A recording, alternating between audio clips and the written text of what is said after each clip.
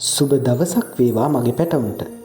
පරිසරයේ ආශ්‍රිත ක්‍රියාකාරකම් විෂයේ ඔයාලා ආසම විදියට අපි ලක්වැසියෝ පාඩම කියලා දෙන තවත් ලස්සන වැදගත් වීඩියෝ පාඩමක් අරගෙන තිල්නස අදත් ඔයාලා හම්බ වෙන්න ආවා.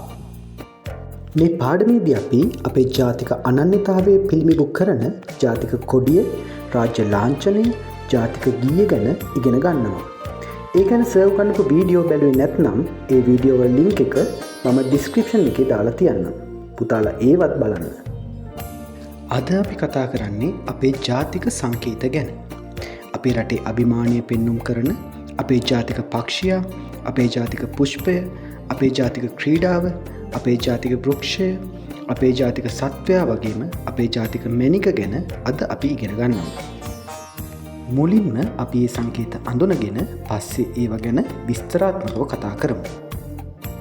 අපේ ජාතික පක්ෂියා තමයි පුතේ වලි කුකුලා.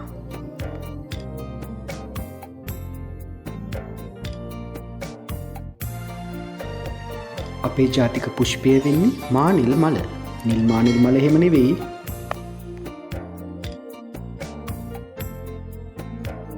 අපේ ජාතික ක්‍රීඩාව තමයි පුතේ වොලිබෝල් ක්‍රීඩාව.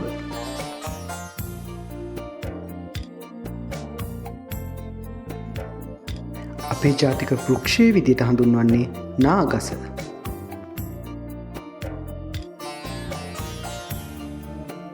අපේ ජාතික සත්වයා තමයි පුතේ දඬුලේනා.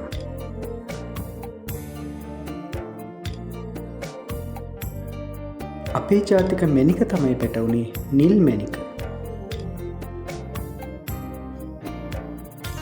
මගේ පැටව වීඩියෝ එක බලන ගමන්ම සගේ චැනල් එක සබස්ක්‍රයිබ් කරලා තියාගන්න කියලා ආදරෙන් මතක් කරනවා. දැන් අපි අපේ ජාතික පක්ෂියා වන වලි කුකුලා ගැන තොරතුරු ටිකක් ඉගෙන ගමු. වලි කුකුලා කියන්නේ ශ්‍රී ලංකාවට ආවේනික ඒකදේශික පක්ෂියෙක්. මෙයාට කුඩා හිසක් වගේම ශක්තිමත් බෙල්ලක් තියෙනවා. වලි කුකුලා ආහාරයට ගන්නේ ධාන්‍ය වර්ග සහ කෘමි සතුන්. වලි කිකිලිය වරකට එක බිත්තරයක් තමයි දාන්නේ. වලි කුකුලාගේ දිලිසෙන දුඹුරු පාට ශරීරයේ කළු සහ අලු පාට පිහාටු තියෙනවා. දැන් අපි අපේ ජාතික පුෂ්පය ගැන ටිකක් කතා කරමු.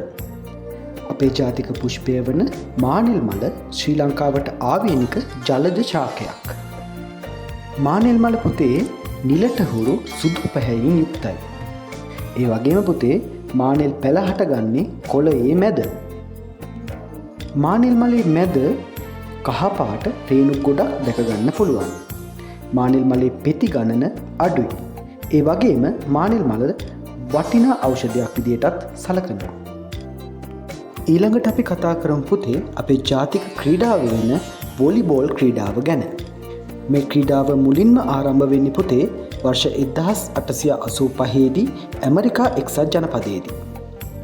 මේ ක්‍රීඩාව 1964 වර්ෂය වෙනකන් පිරිමි අයට විතරක් කරන්න පුළුවන් ක්‍රීඩාවක් විදියටයි සැලකුවේ. ඒත් 1964න් පස්සේ කාන්තා පිරිමි දෙපාර්ශවයටම ක්‍රීඩා කරන්න පුළුවන් ක්‍රීඩාවක් විදියට ඔලිම්පික් ක්‍රීඩා උළෙලටත් ඇතුළත් වුණා.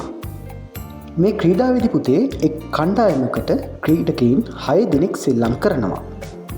දක්ෂ වොලිබෝල් ක්‍රීඩකයෙක් වෙන්න නම් දක්ෂතා 5ක් පුරුදු වෙන්න ඕන. ඒවා තමයි පිරිනැමීම, එසවීම, හැසිරවීම, ප්‍රහාරය වැළැක්වීම කියන දක්ෂතා. මේ ක්‍රීඩාව අපේ රටට හඳුන්වා දුන්නේ ඇමරිකානු ජාතික ක්‍රීඩා අධ්‍යක්ෂවරයෙකු වුණු රොබර්ට් වෝල්ටර් මහතා විසින්. ඒ වර්ෂ 1961 දී.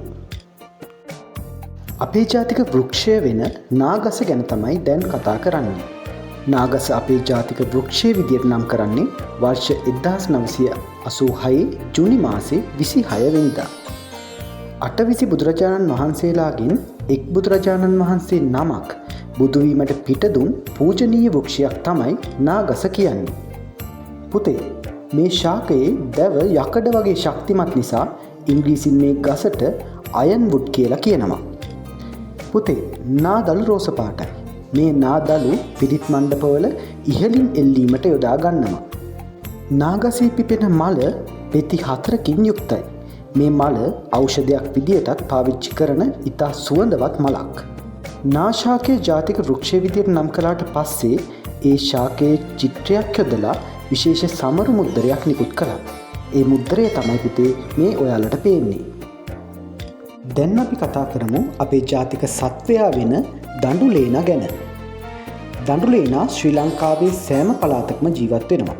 හැබැයි වැඩිපුර දකින්න පුළුවන් වෙන්නේ තෙත් කලාපයේ. දඬුලේනට ශක්තිමත් දත් තියෙනවා. ඒ නිසා පොල් ගෙඩි වගේ ගෙඩි වර්ග එයාගේ දත් වලින් එලි ගහලා කන්න එයාට පුළුවන්. ශ්‍රී ලංකාවට ආවේනික සත්වයෙකු වෙන දඬුලේනා සාමාන්‍ය ලේනෙකුට වඩා විශාලයි. මෙයා ආහාරයට ගන්නේ පළතුරු වර්ග, ධාන්‍ය වර්ග, ගස්වල පොතු වගේ දේවල්. පුතේ, දැන් අපි කතා කරන්න යන්නේ අපේ ජාතික මැණික වෙන නිල් මැණික ගැන. මගේ පැටව දන්නවනේ මැණික් කියන්නේ වටිනා පාෂාණ වර්ගයක්. මේ මැණික් හම්බ වෙන පොළවක් තියෙන නිසා තමයි අපේ රටට රත්නදීප කියන්නේ. මේ මැණික් අතරින් වටිනාම මැණිකක් තමයි පුතේ නිල් මැණික. කපා උපදැමුවම මේ මැණික ගොඩක් ලස්සනයි. නිල් මැණික ජාතික මැණික විදියට නම් කළාට පස්සේ විශේෂ සමරු මුද්දරයකුත් නිකුත් කළා. ඒ මුද්දරය තමයි පුතේ ඔයාලා මේ දකින්නේ. හරි මගේ පැටවුනේ. අද ඔයාලා මේ වීඩියෝ පාඩමෙන් ඉගෙනගත්තු දේවල් හොඳින් මතක තියාගන්න.